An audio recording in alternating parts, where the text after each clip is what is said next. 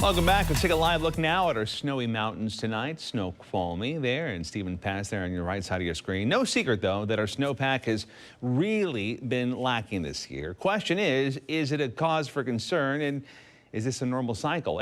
Also, what does this mean for the fire season that's ahead? All those questions we're answering right now.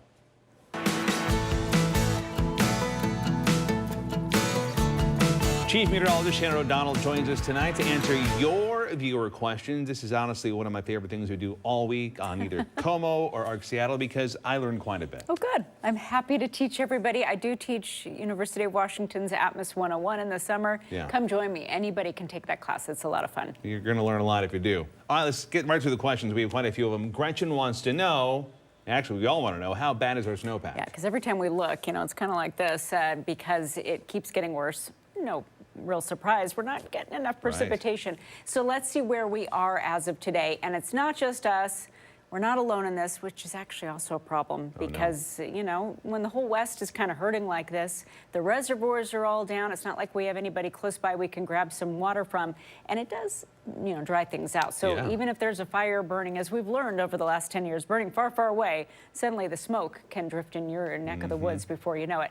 But locally, our snowpack looks like this. As of today, it just keeps getting lower. Wow. For early March, we're down to 44% of normal for the Olympics and between about 35 and 40% of where we should be from Stevens Pass down to Mount Rainier. Goodness. That is slim pickings, Steve, and yeah, it is not where we want to be as we head toward the end of winter. I remember, as we look at this graphic here, that when we started this, I remember with the northern area being well over 100%. Yep. And it just quickly dropped. It quickly dropped. That had been because of December's atmospheric river. They got a big head start, at least in the really high terrain. During that round of really warm rain, snow level had gone up to about 8,000 feet. So above there, it was snowing, but yeah, it wasn't enough to hold on for the rest of the winter. That's rough. All right, let's get to David's question now. Can we build back the snow in the mountains in March? Yes, we can, at least a little bit. Okay. I'd love to see us get to 50%. And the good news is, all of a sudden, we've been talking about this on KOMO, it gets cold next week. All of a sudden, winter shows up, but will it come with precipitation? Let's see what one of the models is going for snow. So I just zoomed ahead. This is between now and Sunday night. Okay, we're getting somewhere. An inch at Crystal, that's not going to do much. Okay. But, we're going for about 9, 10, 11 inches, nearly a foot between now and the end of the weekend at Mount Baker. Okay. So that's a start. Yeah. Let's go farther. All right. Well, that's better, at least according to the model. Right. We keep looking cool, and longer range models, out a week, they get a really good idea of a temperature signal. It looks really cool. So that part's nearly a slam dunk. A matter of getting the precipitation is going to be the clincher here. But so far, models think we're looking okay. Yeah. 30 inches at Stevens between now and then, 22 at White Pass, even Mission Ridge, one of my favorite ski resorts, by the way. Awesome views. Right. They always get the last of the snow there along the eastern slopes, but they get a good half foot. We'll take it. And then here we go. My. Yeah, this is by the end of the following weekend. 50 inches at Crystal, 65 at White Pass, 42 at Baker, 70. That's wild. At Stevens Pass. The models think not only will it be cool, they think there is a lot of snow coming. Goodness. If that comes to fruition, we're back in business. I mean, we're talking 50% of normal snowpack, if not a lot more.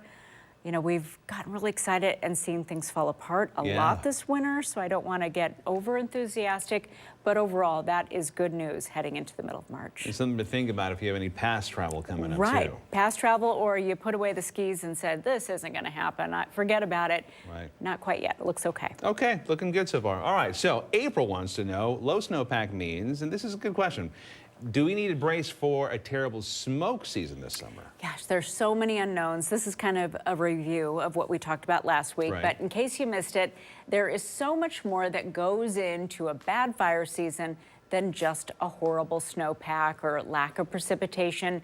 We talked about how LA was, pretty excited about the fact that they'd been building back their local snow and they'd had a lot of rain. Everything was so lush and green. Absolutely. Right before the fires of 2025 in January. And they had one of the worst fires, in fact, the worst fire ever on record, unfortunately, there in Los Angeles. So a lot of moisture and a lot of growth isn't necessarily a good thing in the first place. It gives you the fuel that will allow a fire to really take off when everything grows like crazy and then dries out. So that's one piece of the puzzle.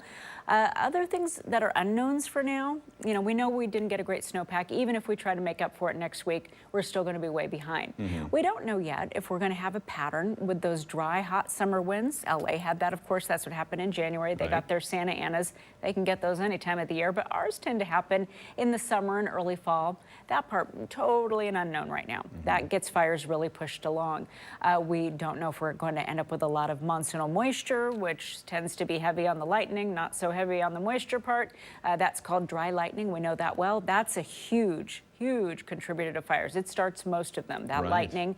And then the other problem is human error. Human-caused fires, sometimes on purpose, when people have bad intentions, usually just accidentally with a cigarette out the window or a campfire that didn't get put out. So those are things that we just can't predict this far in advance, and anything goes. Even if you have a decent year, all of those can come to play in the summer and quickly turn into a bad fire season. And regardless of bad fire season, good fire season, always be prepared. Always be prepared, and especially if you live in a fire zone, Cle Elum, Roslyn, Sancadia, you want to take all those measures that are recommended locally to clear things away from your home or your cabin.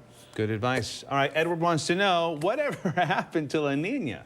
The other thing I love to talk about, I hate long-range forecasts. We think we've unlocked the key, and we've done these studies, and we've got these research papers that have proven things.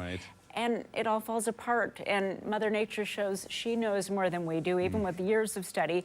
I want to show you left versus right. This was what NOAA, the National Weather Service, best guess, put out in the beginning of the season. This was issued, let me get closer so I can see. It was issued in November of 2025.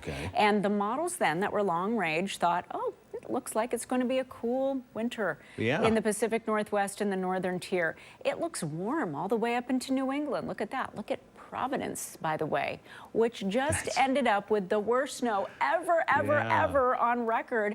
And reality is on the right. It was the second warmest winter on record for the contiguous U.S., including here at home.